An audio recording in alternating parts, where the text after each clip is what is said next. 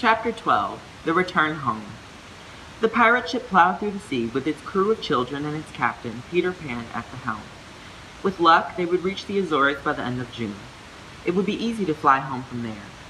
Wendy, John, and Michael had been gone for a very long time. They were eager to return and looked forward to the surprise on their mother's face. In the meantime, Mr. and Mrs. Darling waited. Mrs. Darling kept the nursery just as it was, although Nana's kennel was moved out between 9 and 6 o'clock. Mr. Darling felt it was his fault the children were gone, since it was he who had chained Nana in the yard that fateful night. He was so ashamed of his actions that he deferred to Nana and followed her wishes completely.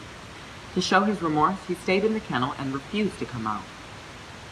The first ones to reach the house at number 14 were Peter Pan and Tinker Bell. They flew to the open window. "Quick, Tink," Peter said. "Close the window and bar it. When Wendy returns, she'll think her mother does not want her back. Then she'll come back to Neverland with me." Peter had planned this trick all along. He did not want Wendy to return home at all. He flew to another window and glanced in. "It's Mrs. Darling," he exclaimed. The children's mother had fallen asleep at the piano. "She's pretty, but not as pretty as my mother," Peter said. Of course, Peter didn't know his own mother, though he liked to say that he did. "You will never see Wendy again," he whispered. 2 fresh tears sparkled on Mrs. Darling's cheeks. Peter stared at them. "She is awfully fond of Wendy," he said. "She wants the window open so the children can come back, but then Wendy won't be able to stay with me. We can't both have her."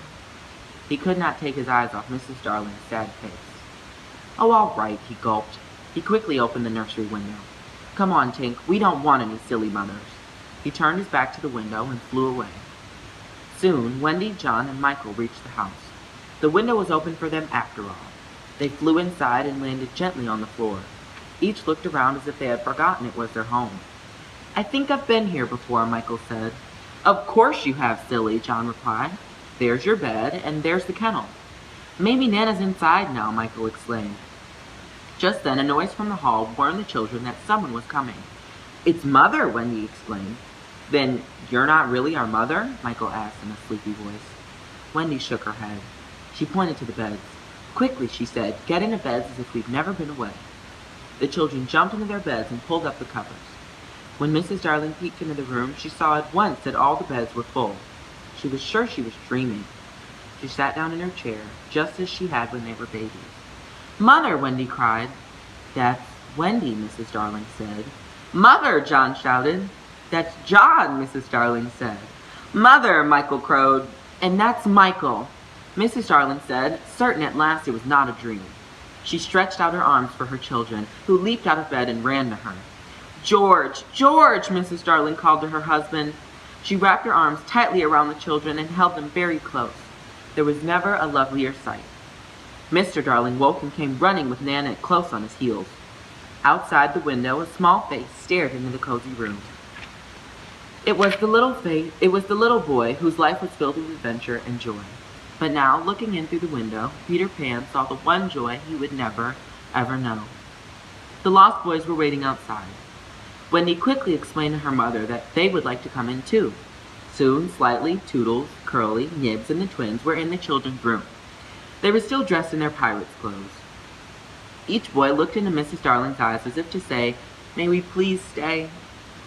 Mrs. Darling agreed immediately to let the boys stay, but Mr. Darling was not so sure. After all, there were 6 of them, and the Darlings already had 3 children. "If we would be too much of a handful, we'll go away," the first twin said. "We will share a bed," Nib said. "I will cut their hair," Wendy said. "We'll fit in, sir," Toodles said. Mr. Darling nodded. "Yes," he said, "you can stay." "Hoopla!" the boys shouted, and they all danced through the house with joy. They finally had a real home. As for Peter, he saw Wendy one last time before returning to Neverland. He flew past the window, and Wendy opened it to let him in. "Goodbye, Wendy," he said. "Are you really going?" Wendy asked. Mrs. Darling entered the room. She smiled at Peter and asked him to stay. "Would you send me to school?" Peter asked. "Of course," Mrs. Darling replied. "And I would have to grow up?" Peter asked. "Of course," Mrs. Darling replied. "I don't want to grow up," Peter said. "I'm going back to Neverland to live with Tink in a house in the trees." He glanced at Wendy. "It will be such fun," he said, hoping she would go with him. May I go with Peter, Mother? Wendy asked. Of course not, Mrs. Darling said. But he needs a mother, Wendy said. And so do you, answered Miss Darling. But you may visit Peter once each spring to help with his spring cleaning. Wendy agreed, though she would have preferred to go right then. She turned to Peter. You won't forget me, will you, Peter? She asked. Of course not, Peter promised. And then he flew away. Soon the lost boys were in school. Some did well, while others had struggled. After a time, they all forgot how to fly, even Michael. They no longer believed they could. Peter came for Wendy the next year, but she was surprised to learn he had already forgotten many of their adventures together. He didn't even remember Captain Hook or Tinker Bell because his head was filled with new adventures. The next year, Wendy waited for Peter in vain. He did not come. Many more years passed, and Wendy was quite grown up. She didn't mind at all that she was grown. In fact, she liked it. Peter became a distant memory. The boys grew up too, and each went his own way in life, just as they should. Wendy married and had a daughter of her own named Jane, who was just as inquisitive as her mother. Jane loved to hear her mother tell of the boy who visited the nursery. Jane lived in the same nursery Wendy did when she was little. One night after Wendy finished telling a story, Peter Pan himself flew in the window. He had no idea so many years had passed, for he was still a boy. Wendy felt strange because she was grown up and Peter had not changed one bit. Hello, Wendy, Peter said. Hello, Peter, Wendy replied. Peter glanced around the room. Where's John? He asked, and where's Michael? They aren't here anymore, Wendy said. Have you forgotten that this is spring cleaning time? Peter asked. I can't go with you, Peter, Wendy said. I've forgotten how to fly. I'm grown up now. I'll soon teach you again, Peter said. Please, Peter, don't waste the fairy dust on me, Wendy replied. Peter was afraid for the first time in his life. No, he said, but it was too late. The moment Wendy turned up the light, he saw she was a woman and not a little girl. Peter sat on the floor and began to cry. His sobs woke Jane. Why are you crying, boy? Jane asked. They were the very words Wendy first said to Peter many years before. Peter stood quickly and bowed very low. My name is Peter Pan, he said. Yes, I know, Jane said. I've been waiting for you. When Wendy returned, she discovered Peter sitting on the bedpost and Jane flying around the room. She's my mother, Peter said to Wendy. Wendy shook her head sadly. Yes, she said. Nobody knows that as well as I. Peter flew into the air. Goodbye, Wendy, he said. Jane flew to join him as the two darted towards the window. No, Wendy shouted as she ran to the window. It's just for spring cleaning time, Jane said to her mother.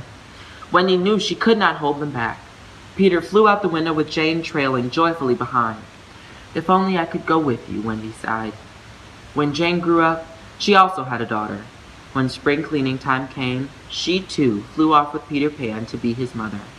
And so it will be forever, as long as there are little children. The end.